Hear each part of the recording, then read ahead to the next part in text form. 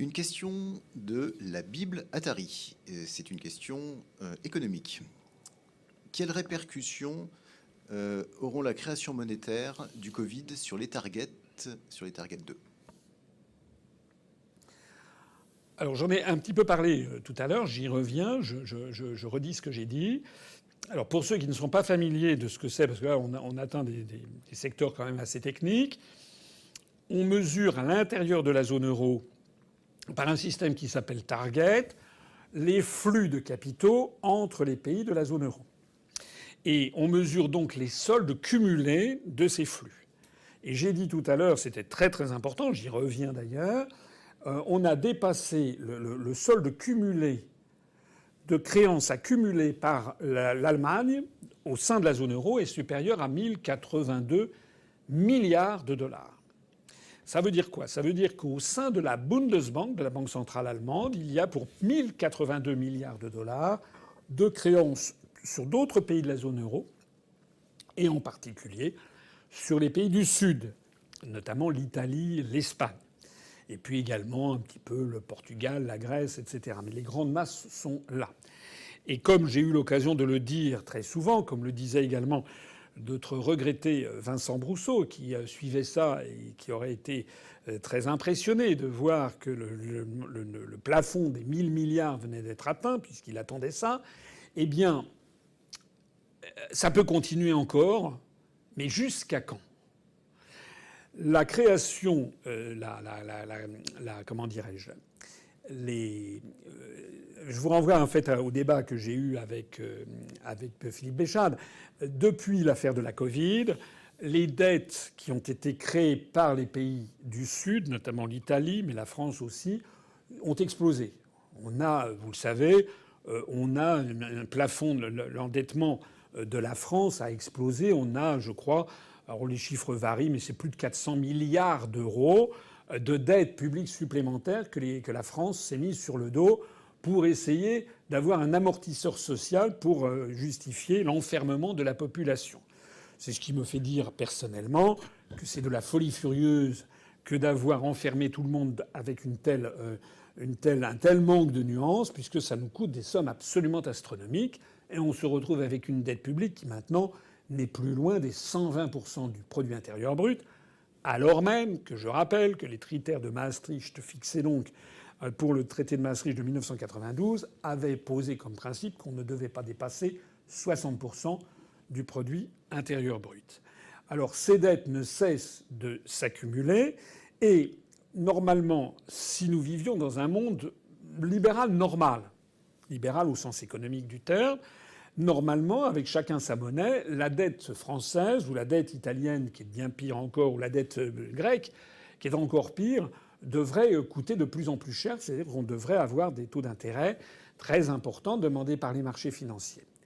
Or, pour éviter cette divergence des taux d'intérêt, c'est un peu technique, j'essaie d'être clair, pour éviter cette divergence des taux d'intérêt entre les pays membres de la zone euro, qui ne peut mener à terme qu'à l'explosion de l'euro, il a été décidé que la Banque centrale européenne allait racheter à tour de bras les dettes produites par les États, et notamment par ceux qui en produisent le plus, c'est-à-dire les pays du Sud.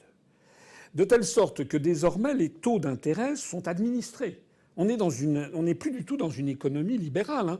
On est dans un truc extrêmement bizarre en fait. Les entreprises privées maintenant fonctionnent sur fonds d'État.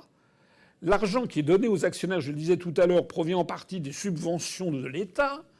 On a maintenant des taux administrés. Pour vous donner un exemple, je ne sais pas, ça parlera parmi ceux qui m'écoutent, ça parlera sans doute à ceux qui sont familiers des marchés financiers.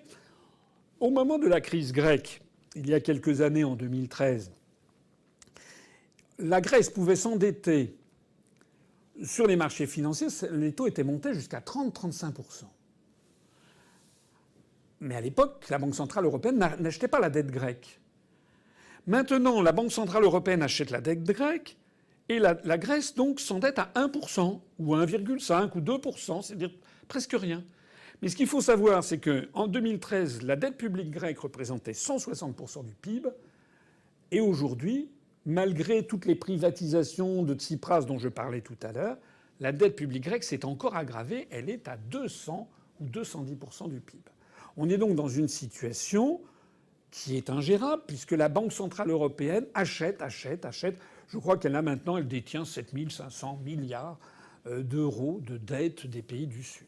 Vous savez ou vous ne savez pas que l'Allemagne est extraordinairement inquiète, parce que les Allemands sont des gens sérieux, comme les pays du nord de l'Europe, et les Allemands craignent qu'au bout du compte, tout ceci ne retombe sur ce qu'on appellerait le prêteur en dernier ressort de la zone euro, c'est-à-dire l'Allemagne, le pays le plus riche. Et donc les Allemands veulent essayer, du moins une certaine partie des élites allemandes, veulent essayer de casser ce mécanisme infernal.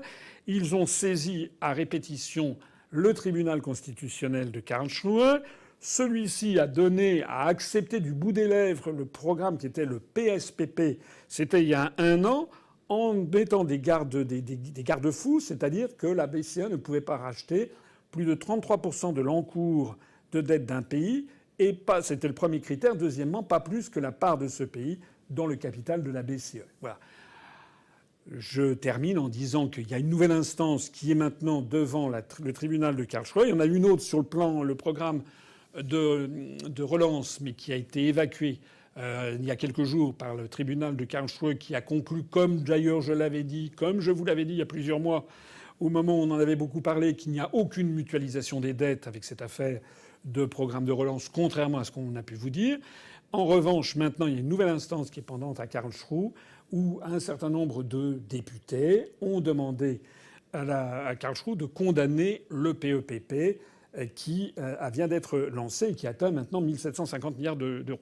Bon, c'est des sujets un petit peu techniques. Je vous renvoie, enfin très techniques. Je vous renvoie à mon débat avec Philippe Béchade. Qu'est-ce que l'homme de la rue, comme on dit, c'est-à-dire la personne qui n'est pas spécialement compétente sur ces questions financières, mais qui veut comprendre ce qui se passe, qu'est-ce qu'il doit retenir de cela? Il doit retenir de cela que le tribunal de Karlsruhe en Allemagne, peut-être, va déclarer que c'est inconstitutionnel. C'est une épée de Damoclès. Si d'aventure il disait ça, ça risque de faire une explosion de l'euro à très court terme. Et comme les conséquences sont évidemment extrêmement importantes, peut-être que le tribunal de Karlsruhe n'osera pas le faire.